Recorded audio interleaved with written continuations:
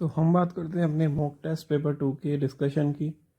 तो इसमें question number 1 देखते हैं हम। ये बोल रहा है कि दो इक्विलिब्रियम है इसमें, मतलब ये साइमल्टेनियस है और जिसमें कि A2 स्टार्ट हुआ है। और ये कह रहा है which of the following change does not affect the concentration of AB, कि AB चेंज ना हो। तो पहला कह रहा है इंक्रीज इन प्रेशर। अगर जो मैं प्रेशर इंक्रीज करता हूँ तो रिएक्शन प्रेशर को डिक्रीज करना चाहिए, और प्रेशर डिक्रीज वहाँ होंगे जहाँ पे लेस नंबर ऑफ मोल्स होंगे। तो अगर जो मैं इसमें देखूँ लेस नंबर ऑफ मोल्स किधर है, तो ये आगे को जाएगी, इसका मतलब इधर है, इधर एक है, इधर 1+1 2 है। तो अगर जो इधर जाएगी तो A2 होगा डिक्रीज। अगर जो A2 डिक्रीज होगा तो रिएक्शन जाएगी बैकवर्ड, तो मतलब इसके चेंज करने से तो चेंज हो जाएगा। नेक्स्ट ऑप्शन देखते हैं, एडिशन ऑफ सी ऐड करोगे तो रिएक्शन फॉरवर्ड जाएगी, फिर से A2 कम होगा, ये बैकवर्ड आ जाएगी। Addition of inert gas at constant volume, यही आंसर होगा इसका, क्योंकि कांस्टेंट वॉल्यूम पे तुम्हारा कोई फर्क नहीं पड़ता। तो answer is C. Next question को देखूँ मैं। ये कह रहा है कि which will be the fraction of molecule having energy equal to greater or activation energy.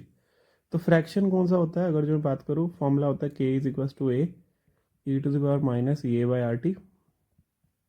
अगर जो मैं रेट कांस्टेंट को देखूँ तो ये ए जो प्री एक्सपोनेंशियल फैक्टर होता है, ये बताता है हमें इफेक्टिव कोलिजन्स के बारे में, और ये बताता है एनर्जी के बारे में। तो एनर्जी के बारे में वही इक्वल टू और ग्रेटर देन एक्टिवेशन एनर्जी। तो दिस इज डी।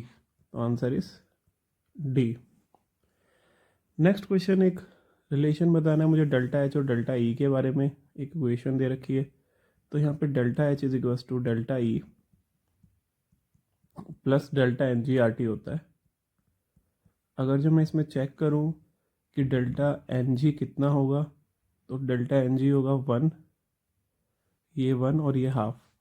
तो डेल्टा एन जी इज 1 - 1 + 1/2, मतलब 3/2। तो ये -1/2 आएगा, मतलब ये नेगेटिव आएगा। आर पॉजिटिव होगा, टी पॉजिटिव होगा, तो एक नेगेटिव टर्म डेल्टा ई में से कट के तब डेल्टा एच आएगा। इसका मतलब कौन बड़ी होगी, डेल्टा ई ग्रेटर होगी डेल्टा एच से। तो आंसर इज सी। नेक्स्ट अगर जो मैं क्वेश्चन पे पढ़ूँ, 4 के बारे में बात करूं, तो इसमें निकालना है मुझे, ये रिलेशन निकालना है। तो मतलब यहाँ पे मैं रेट ऑफ रिएक्शन अगर जो लिखूं, तो रेट ऑफ रिएक्शन हो जाएगा -1/4 dA/dt। तो यहाँ पे लिखूंगा मैं -4 dA/dt is equals to 1 -dP/dt is equals to plus में 1/2 dC/dt and is equals to plus में 1/2 dd/dt। अगर जो मैं इसमें चेक करूँ स्टेटमेंट, तो बोल रहा है the rate of disappearance of B is 1/4 of the rate of appearance of A. तो ये ट्रू है, ये 1/4 है, दिख रहा है, ये अपेरेंस है, इसका 1/4 है। तो स्टेटमेंट ट्रू है, मुझसे इनकरेक्ट पूछी है। Next, the formation of C is 1/2 of the rate of consumption of A. तो ये 2 से 2 कट जाएगा, तो 1/2 ही होगा, ये भी ट्रू है। The rate of disappearance of D, sorry appearance of D is half the rate of appearance of B. नहीं, ये ट्वाइस होगा, मतलब स्टेटमेंट रॉन्ग है। और rate of C and D are equal, वो इक्वल है, तो इसका मतलब answer is C. Next question, if the initial concentration is reduced to 1/4 in a zero order reaction, the time taken for the half reaction to complete। तो half life जो होती है वो होती है A0/2 के। अब वो कह रहा है क्या टाइम होगा कि जो A0 है वो A0/4 हो जाए 2 के। तो मतलब ये वाली जो वैल्यू की मैं बात करूँ तो ये हो जाएगा T12। तो 1/4 ऑफ T12 हो जाएगा, तो 1/4 हो जाएगा, सी आंसर हो जाएगा। Next question, pH is equals to P K. तो यहाँ पे मैं एसिडिक बफर का जो pH का फॉर्मूला लगाऊंगा, pH is equals to P K A plus log salt over acid. तो अगर जो मैं बात करूँ pH की वैल्यू इसने दे रखी है मेरे को 5.8, पी के है 4.8 plus log salt over acid. तो यहाँ पे अगर जो मैं उधर ले जाऊँ तो ये हो जाएगा 1 equals to log salt by acid. तो 1 हो जाएगा log 10 is equals to log salt by acid. तो यहाँ से सॉल्ट बाय एसिड आ जाएगा एंटी लॉग लगा के 10, और इसका रिवर्स पूछा है उसने एसिड बाय सॉल्ट, तो वो जाएगा 0.1। नेक्स्ट क्वेश्चन देखते हैं फिर। अब मैं 7th क्वेश्चन की बात कर रहा हूँ। तो 7th क्वेश्चन में बोल रहा है कि a first order reaction is half completed, मतलब टी हाफ दे रखा है। T half is equals to 0.693 by K होता है। ठीक है, तो अगर जो ये के निकालूँ यहाँ से तो 0.693 अपॉन 45 मिनट में दे रखा है। अब कह रहा है how long does it need for 99.9% completion. इसका मतलब है टाइम इज इक्वल्स टू 2.303, ठीक है, के की वैल्यू होगी इंटू 45, साथ में लॉग 100, और बचा कितना होगा 0.1, मतलब ये 10⁻³ हो जाएगा। तो T is equals to 2.303 into 45 into 3, ये ऊपर 10,000 हो जाएगा तो 3 आ जाएगा, अपॉन में 0.693। तो ये जो आंसर आएगा यहाँ पे ये मिनट में आएगा अगर मैं सॉल्व करूँ तो, और ये अप्रॉक्सीमेटली सॉल्व करके मेरे पास आएगा 448 मिनट, जो कि अप्रॉक्सीमेटली 7.5 आवर्स ही होगा। तो answer is C. Next question देखते हैं हम अपना। कह रहा है कि 2 मोल ऑफ PCl5 है जिसको मैंने हीट किया है। तो PCl5 का मुझे पता ही है डिकम्पोजिशन PCl3 प्लस Cl2 बनता है। तो इसके 2 मोल थे, 2 लीटर कैपेसिटी थी। इक्विलिब्रियम पे 40% PCl5 डिसोसिएट कर रहा है, तो वैल्यू ऑफ इक्विलिब्रियम कांस्टेंट पूछ रहा है। तो स्टार्टिंग में 2 मोल्स हैं, ठीक है, कितना डिसोसिएट हो गया, 2 लीटर कैपेसिटी है, इसमें से डिसोसिएट हो गए 40%। मतलब अगर जो मैं इसको यहाँ पे 1 लिख के अल्फ़ा लिखता हूँ तो ये 0 इंटू 0.4 हो गए, बने कितने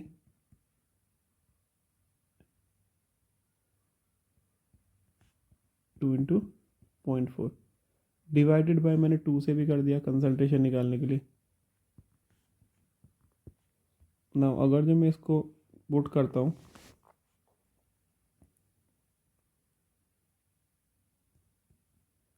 कि पी के लिए, क्योंकि प्रेशर इसमें दिया है, क्या प्रेशर तो इसमें नहीं दिया, के सी निकाल लेते हैं। तो के सी इज 2 इंटू 0.4 बाय 2, ये दोनों सेम है, इसका स्क्वायर कर दो, अपॉन 2, और उसमें से माइनस करोगे 0.8, तो इट इज़ अप्रॉक्सीमेटली 1.2 अपॉन में 2, डन। तो अगर जो मैं इसको सॉल्व करूं तो ये 0.266 आएगा। इसका मतलब आंसर मेरे पास आएगा सी। नेक्स्ट जो क्वेश्चन है वो भी कुछ इसी तरह का इक्विलिब्रियम का ही क्वेश्चन है। इसमें ये कह रहा है कि एक इक्विलिब्रियम है CO2, 2CO और O2। कह रहा है at equilibrium pressure of CO2, CO and O2 is CO2 is 0.6, CO is 0.4 and this is 0.2। तो मुझसे कह रहा है कि इसका प्रेशर दे रखा है, तो डायरेक्टली KP निकालना तो शायद मुझे नहीं लगता कि कोई बच्चा होगा जो नहीं निकाल पाएगा। लॉज ऑफ मैथ सेक्शन में लगाओ, 0.4 का स्क्वायर, 0.6 का स्क्वायर, सॉल्व करके अगर जो इसको देखोगे तो वैल्यू आएगी 0.089। इसका मतलब आंसर होगा ए। नेक्स्ट क्वेश्चन की तरफ बढ़ते हैं। इक्विलिब्रियम का क्वेश्चन है, कैरेक्टरिस्टिक्स है। तो कह रहा है कि 2 इक्वेशन दे रखी हैं। If K and K12 are the equilibrium constant for the reaction 1 and 2 respectively, then the relationship between K1 and K2 क्या होगा। तो अगर जो मैं यहाँ पे देखता हूँ, ये इक्वेशन को, फर्स्ट वाली इक्वेशन को इसने उल्टा किया है क्योंकि ये इधर आ गया और 2 से मल्टीप्लाई किया है। तो अगर जो इसको उल्टा करता हूँ तो K2 जो है वन, पहले तो 2 से मल्टीप्लाई कर दो तो ये K1 स्क्वायर हो जाएगा, और K1 स्क्वायर होकर उल्टा कर दो तो 1/K1 का स्क्वायर हो जाएगा, मतलब रूट हो जाएगा ये। अगर जो मैं इसको देखूँ, पहले तो इसमें 2 का मल्टीप्लाई करो, 2 का मल्टीप्लाई करते K1 स्क्वायर हो जाएगा। फिर K2 की अगर जो बात करूँ तो K2 आएगा रिवर्स में, तो यहाँ पे क्या आएगा, K2 is equal to 1/K1 का स्क्वायर। तो अगर जो मैं देखूँ K1 का square into K2 is equal to 1 आना चाहिए। तो यहाँ पर है कोई ऐसा, K1 का स्क्वायर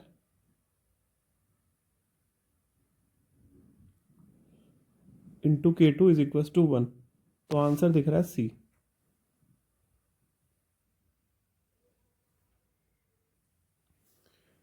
तो नेक्स्ट जो मेरे पास केमिकल काइनेटिक्स का क्वेश्चन है, इसमें क्या कह रहा है देखते हैं।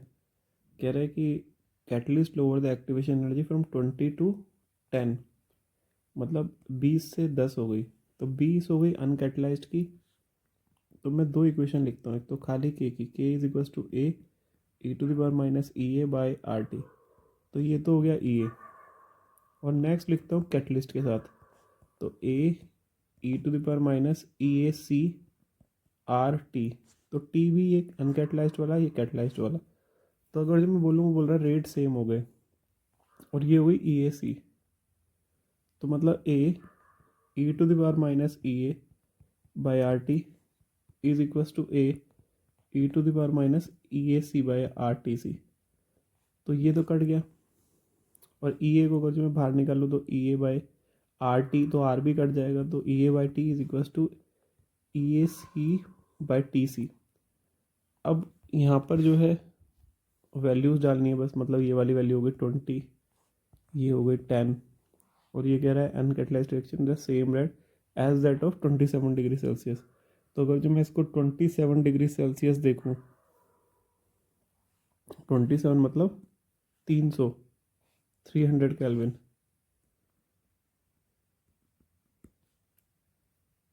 तो इसको 300 डाल दो, तो यहाँ पर जो वैल्यू आएगी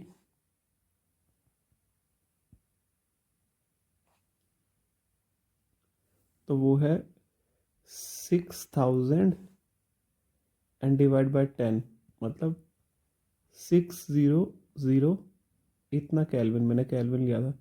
और इसको डिग्री सेल्सियस में करेंगे तो 273 का इसमें माइनस करेंगे तो 327 कुछ आएगा, तो answer is B.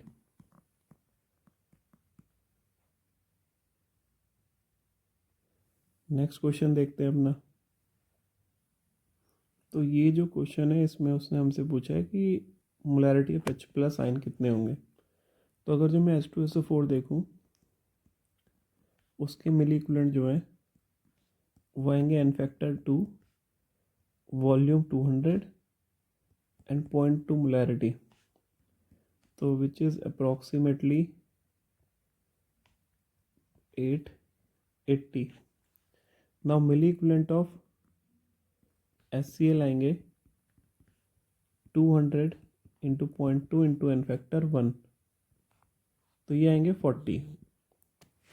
Now total milli equivalent of H+ वो आएंगे 80 + 40 एंड डिवाइडेड बाय, अगर जो कंसनट्रेशन की बात करूँ तो डायरेक्ट वॉल्यूम से डिवाइड कर देंगे, और वॉल्यूम फाइनल होगी 400, दिस इज़ 120/400, तो ये अप्रॉक्सीमेटली कितना आना चाहिए, 12, तो ये 36, 1/3 समथिंग, मतलब ये अप्रॉक्सीमेटली तुम्हारे पास आना चाहिए 0.3, तो answer is a. Next question देखते हैं।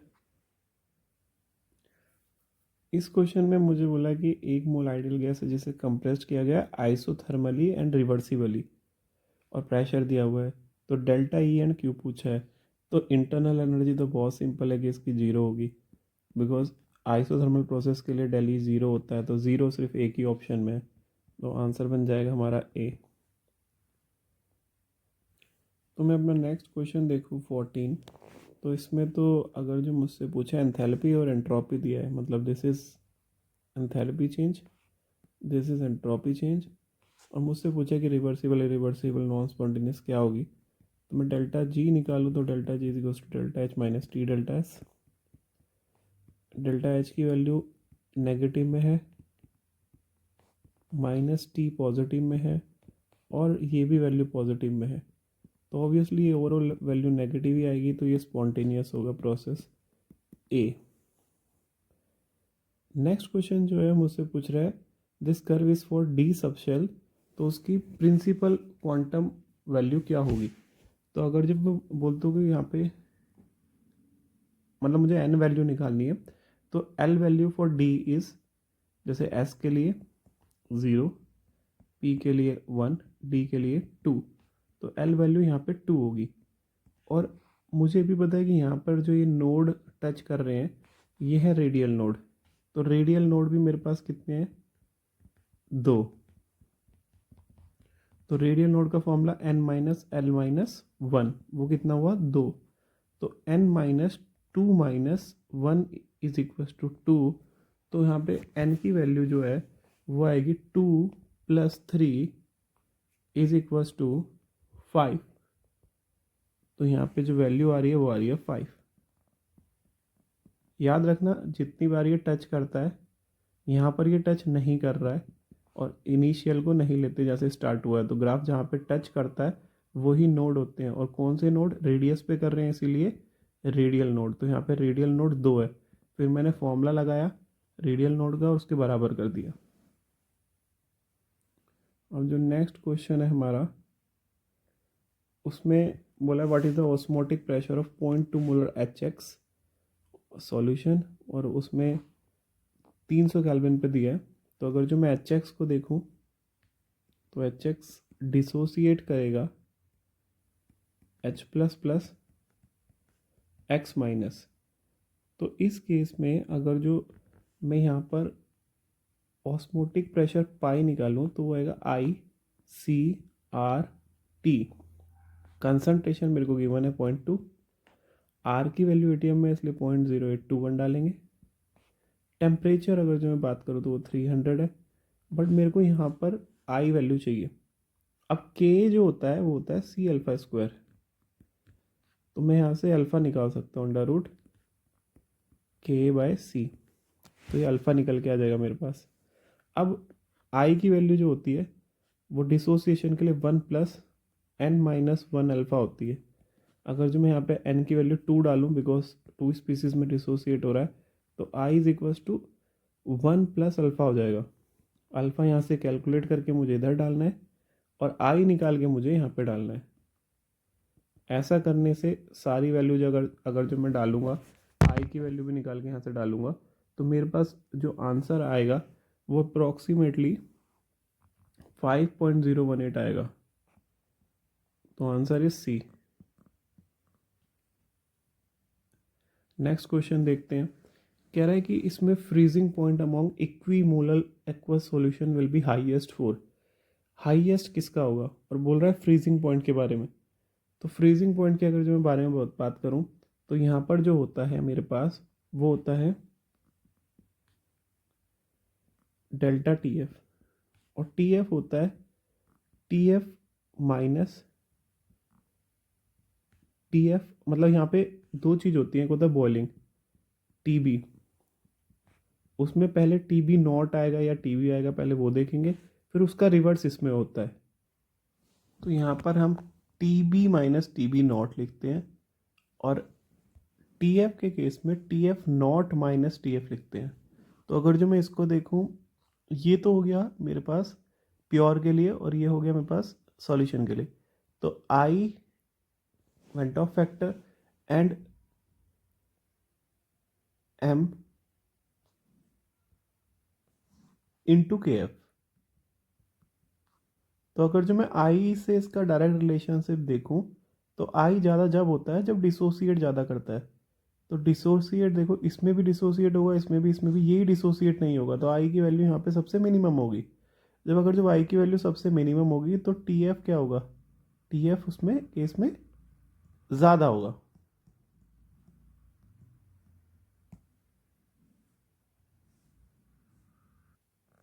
देख सकते हैं ना बेटा हम इसको, अगर जो मान लो ये वाली वैल्यू कम है तो डेल्टा टी एफ कम है, और डेल्टा टी एफ कम कब होगा, जब टी एफ ज़्यादा होगा।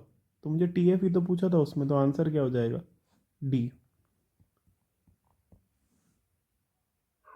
तो इस नेक्स्ट क्वेश्चन को मैं देखूँ तो इसमें बोला है कि स्टैंडर्ड रिडक्शन पोटेंशियल वैल्यूज दे रखी है, मतलब एक्स प्लस में इलेक्ट्रॉन ऐड करोगे तो एक्स बनेगा, वाई प्लस में इलेक्ट्रॉन ऐड करोगे तो वाई बनेगा, जेड प्लस में इलेक्ट्रॉन ऐड करोगे तो जेड बनेगा।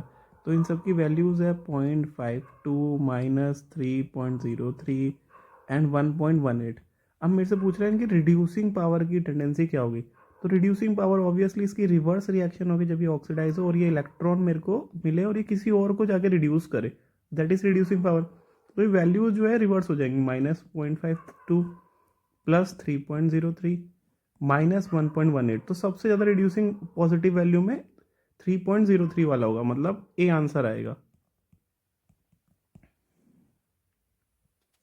तो हम देखते हैं अपने नेक्स्ट क्वेश्चन को, क्वेश्चन नंबर 19।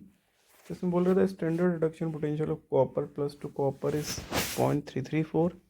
तो हम लिख लेते हैं, मतलब copper plus electron give copper, तो ये वैल्यू है 0.337, and copper 2 plus two copper plus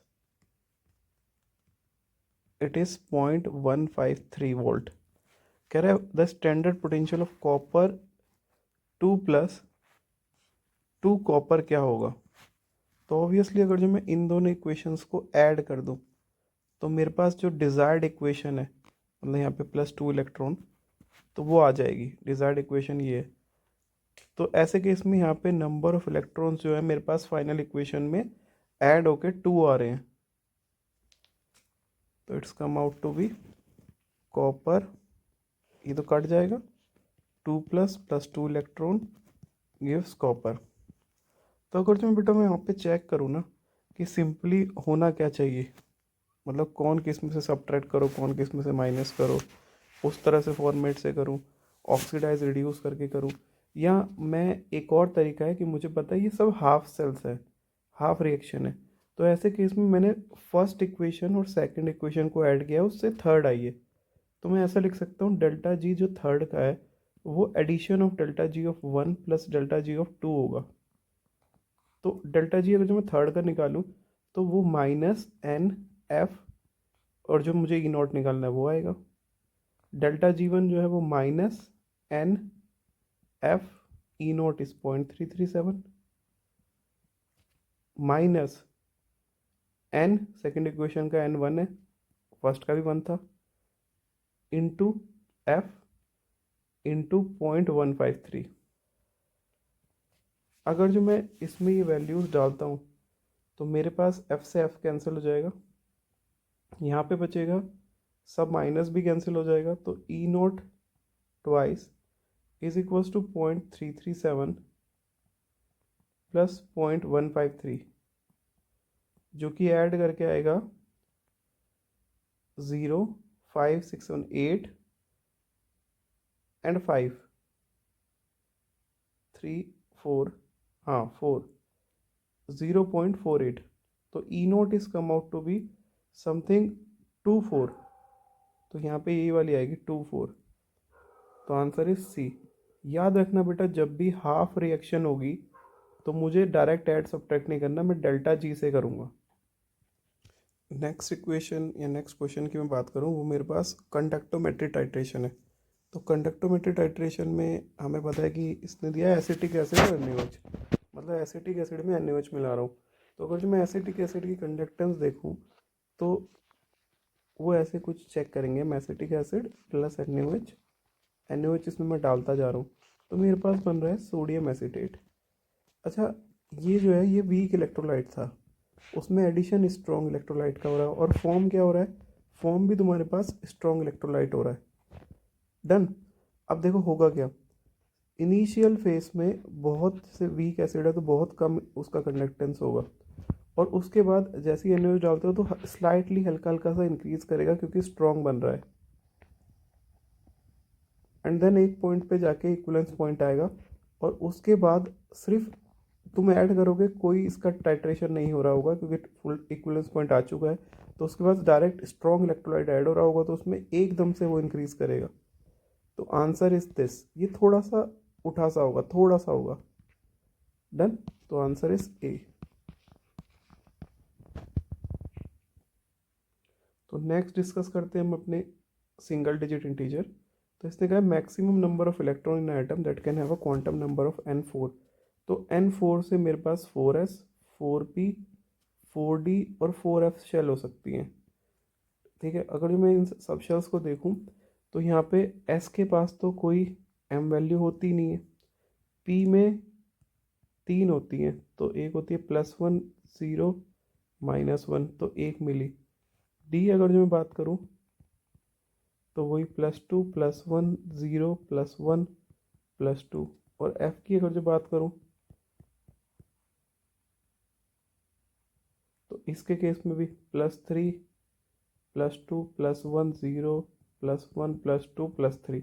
तो इसके केस में अगर जो मैं बात करूं तो एक तो ऑर्बिटल ये रही 4p में, जिसमें 2 इलेक्ट्रॉन होंगे, एक होगी 4d में, उसमें भी 2 होंगे, और एक होगी 4f में, उसमें भी 2 इलेक्ट्रॉन होंगे। तो टोटल यहाँ पे 6 इलेक्ट्रॉन होंगे, तो आंसर इज 6।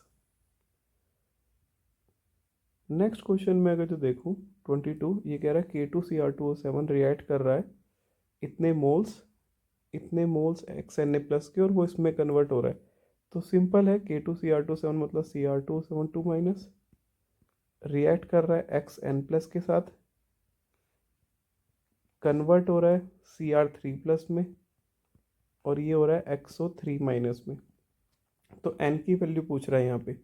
तो अगर जो मैं यहाँ पे इसके मोल्स लिखूँ तो ये 6 × 10⁻³ है, और इसके अगर जो मैं लिखूँ वो 9 × 10⁻³ है। डन।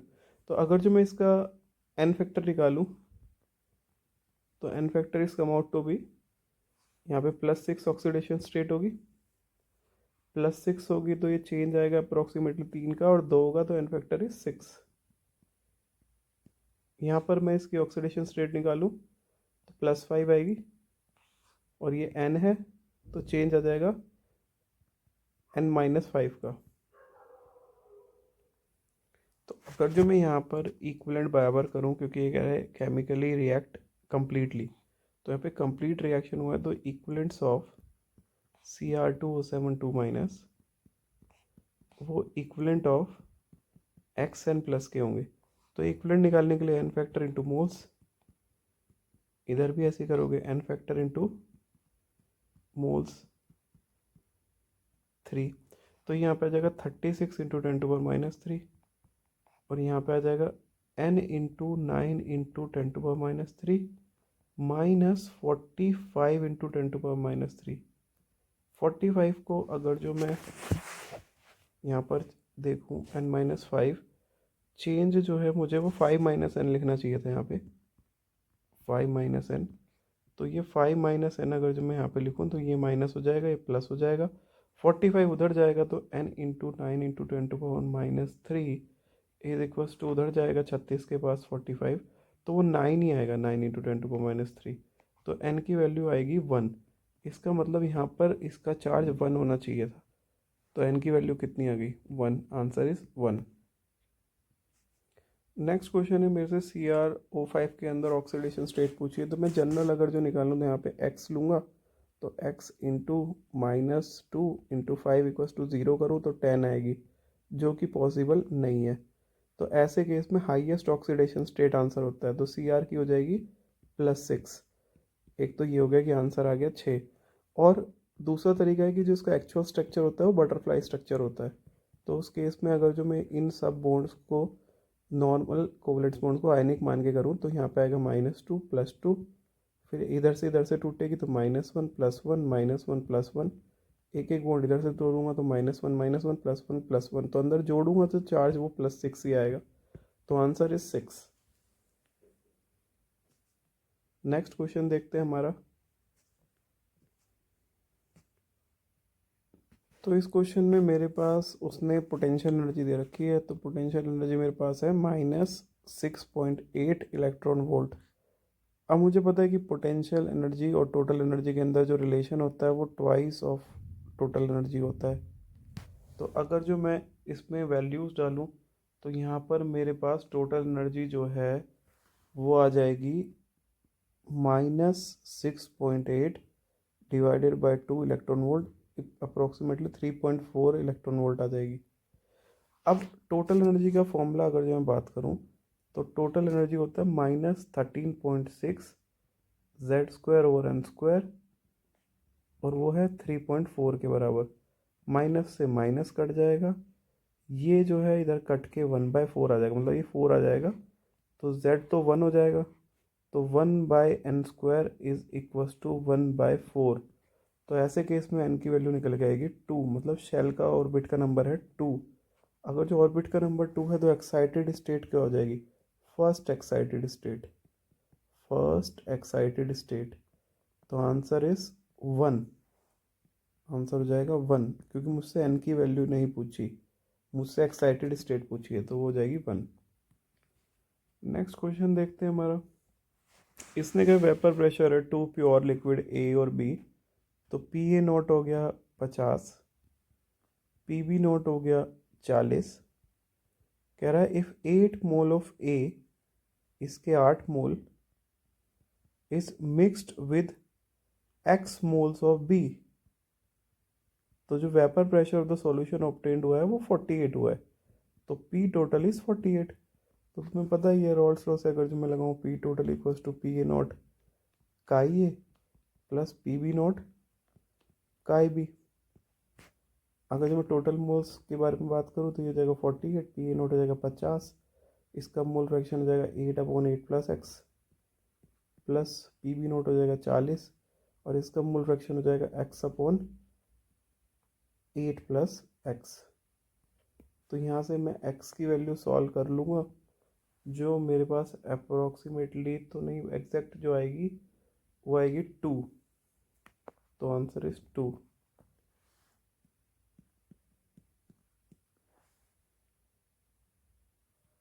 तो नेक्स्ट क्वेश्चन देखते हैं हमारा क्या बोल रहा है।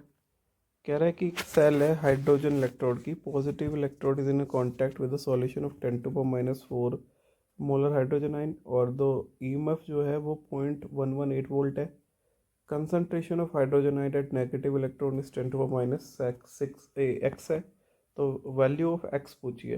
तो ऑब्वियसली बात है कि मैं एक पहले सेल रिप्रेजेंटेशन बना लेता हूँ, H2 H plus bridge H plus then H2 and Pt। तो इसमें एनोड वाली जो हो गई वो हो गई शुरू वाली, और एनोड पे उसने बोला है कि तुम्हारे पास जो पॉजिटिव इलेक्ट्रोड है उस पे जो H प्लस आइन है, तो एनोड और कैथोड।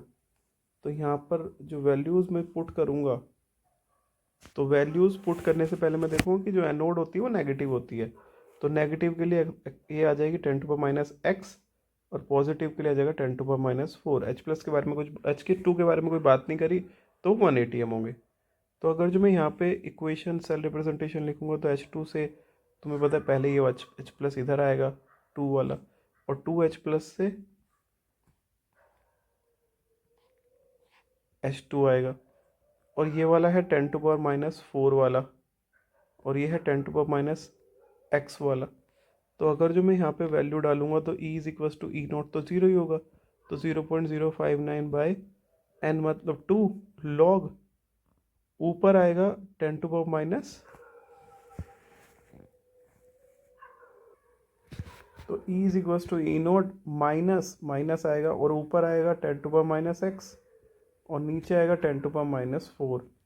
अब ई सेल की वैल्यू तुम्हारे पास गिवन है 0.118 इसने दी है, तो यहाँ पर अगर जो सारी वैल्यूज़ डाल के आंसर निकालोगे तो x की वैल्यू आएगी 10⁻6, तो इसलिए आंसर आ जाएगा 6। आगे बढ़ते हैं अपने नेक्स्ट क्वेश्चन पे, वो भी कुछ इसी पैटर्न का क्वेश्चन है, ई नॉट सेल पे दिया है, सेम टाइप का सॉल्यूशन होगा। पहले H2 से 2H प्लस बनेंगे, और ये x मोलर है, देन 2H प्लस हमें H2 देंगे, और ये 1 मोलर है, तो अगर जो मैं इक्वेशन लिखूँ तो यहाँ पे H प्लस ये वाले और H प्लस एक्स मोलर वाले, यहाँ पे 1 मोलर वाले हैं। तो अगर जो मैं इसकी इक्वेशन लिखूँ तो E cell is equal to E not 0.059/2 log ये एक्स वाले का स्क्वायर, और नीचे तो 1 का स्क्वायर मतलब 1 ही हो गया, पर ये बोल रहा है कि 0.06 ले लो, तो ठीक है चलो 0.06 ले लेंगे। तो ई की वैल्यू 0.24 माइनस 0.06/2 इंटू 2 लॉग, और जो एक्स मोलर है वो एच प्लस ही है, तो माइनस लॉग एच प्लस, ये तो पी एच हो गया, माइनस के साथ चला जाएगा, तो 2 into 0.24 divided by 0.06 into 2 is equal to p H. तो पी एच इसका अप्रोक्सीमेटली अगर जो मैं कैलकुलेट करूँ तो ये 0.24 इसे 6 और 2 12 हो जाएंगे,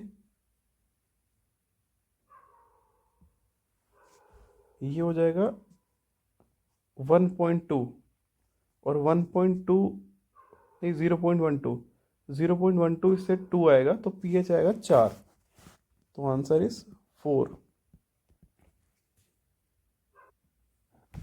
तो नेक्स्ट क्वेश्चन में अगर जो देखूं तो ये कह रहा है the ratio of molar conductance to equivalent conductance of AlCl3 at infinite dilution is expressed in x/1।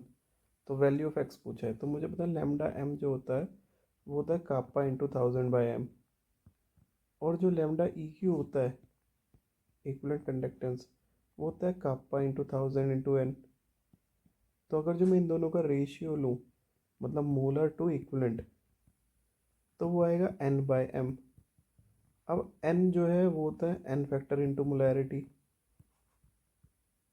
तो मोलैरिटी से मोलैरिटी कट गया तो n फैक्टर AlCl3 सॉल्ट है, तो उसका आएगा 3, तो यहाँ पे आंसर आएगा 3:1, तो answer is 3।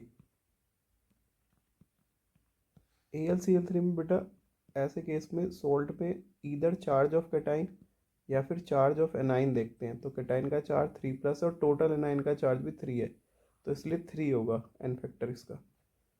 Done. Next question देखते हैं हमारे पास क्या है। तो इस क्वेश्चन में हमारे पास delta T F is equal to I K F M से करेंगे, क्योंकि इसने बोला है कि 0.1 मोलर एक्वा सॉल्यूशन है, उसका डेल्टा टी एफ दिया है, और साथ में बोला है कि मोलैलिटी मोलैरिटी के बराबर है, और पीएच पूछा है एसिटिक एसिड का, के एफ भी दिया है।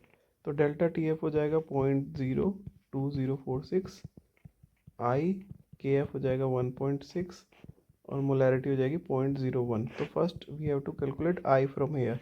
अब आई निकालने के बाद मुझे पता है यहाँ पे 1 + n-1 अल्फ़ा होगा। डन।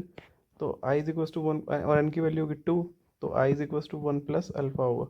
एक बार आई निकल जाएगा तो यहाँ पुट करेंगे तो अल्फ़ा निकल जाएगा, और मुझे पता है H+ की कंसनट्रेशन एसिटिक एसिड के लिए C अल्फ़ा होती है, तो C अल्फ़ा निकालोगे तो अप्रोक्सीमेटली 10⁻³ आएगा, जिससे कि पीएच इसका कम आउट टू भी 3, तो पीएच यहाँ पे आएगा 3।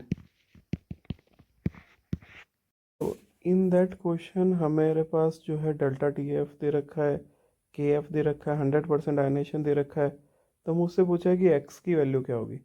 तो सबसे पहले मैं delta T F is equal to, ऐसे केस में ऑब्वियसली आयनेशन करोगे तो पहले आई निकाल लो, i K F into m, तो this is 0.558, i K F is 1.86, और एम की वैल्यू 0.1। तो अगर जो इन सबको मैं मल्टीप्लाई करके आई निकालता हूँ, इट इज़ अप्रॉक्सीमेटली 0.3, इसको इससे डिवाइड करोगे तो आएगा 0.3 आई इंटू 0.1, तो आई की वैल्यू आ गई 3। इफ़ आई इज़ 3 तो I is equal to 1 + n-1 alpha, जिसमें अल्फ़ा की वैल्यू पूरी 1 दी है, 100% दिया है, तो आई मतलब 3 इज इक्वल टू 1 + n-1, तो we have to find n here, तो 1 से 1 कैंसिल हो गया, n आ गया 3। तो इसका मतलब डिसोसिएट करने के बाद यहाँ पे 3 स्पीसीज बननी चाहिए, मतलब 3 आयनिक फॉर्म होनी चाहिए, तो 3 में दो तो Cl हो जाएंगे, डन। और बाकी एक हो जाएगा ये पूरा कॉम्प्लेक्स, CO, एक Cl अंदर, और कितने NH3 5 हो जाएंगे। हाँ, ये इसमें डिसोसिएट होगा, मतलब Cl2 बाहर होगा और एक अमोनिया बाहर होगा। तो ये स्पीसीज कुछ ऐसी होगी जिसमें अमोनिया 5 अंदर होंगे। तो यहाँ पे आंसर कितना आएगा, 5।